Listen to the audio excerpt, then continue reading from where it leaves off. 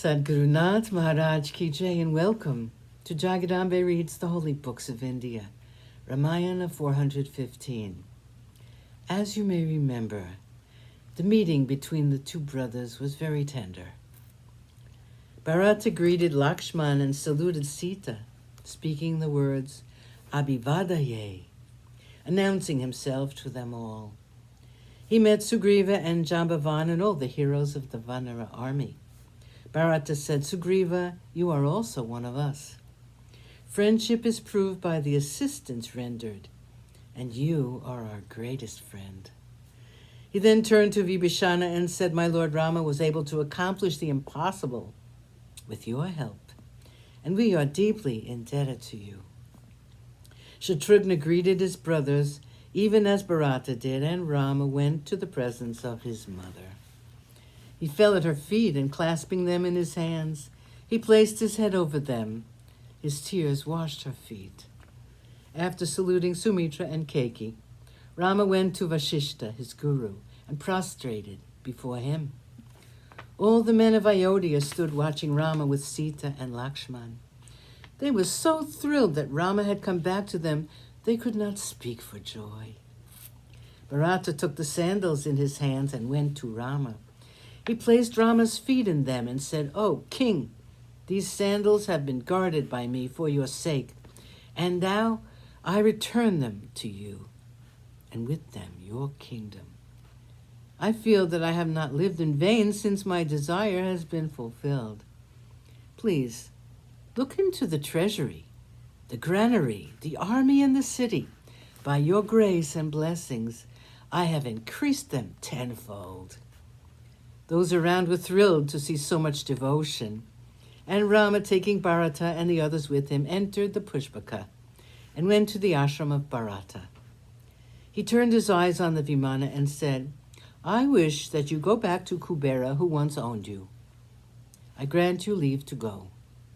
The glorious Pushpaka rose in the sky and traveled fast toward the north, the direction of the home of the Devas.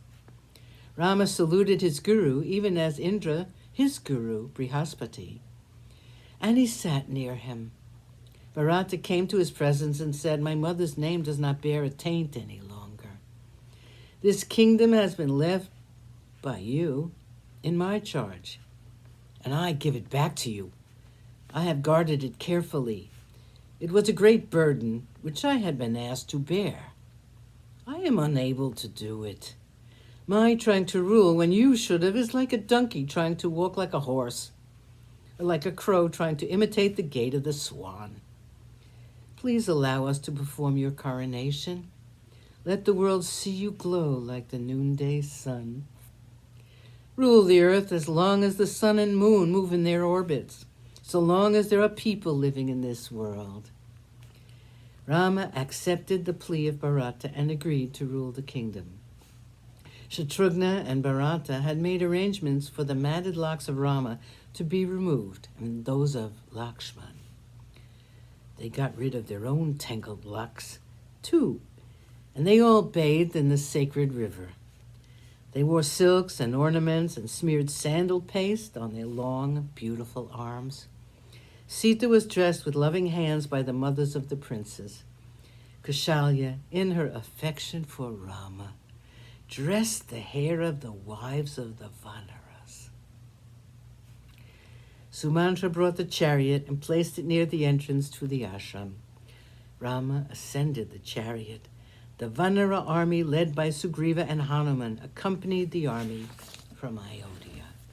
50. The coronation of Rama. The ministers of the king, led by Ashoka and Vijaya, went to the presence of Vashishta and requested him to take charge of the coronation of Rama. The entire crowd began its journey toward Ayodhya. Rama was seated in the chariot, and Bharata held the reins of the horses in his hand. Vibhishana held a chamara in his hand. Lakshman held the other chamara in his hand, and Shatrughna held the white umbrella. The grand procession was on its way to Ayodhya. The celestials had assembled in the sky to watch the great event. Sadhguru Nath Maharaj Ki Jai. thank you for coming. I hope you come again.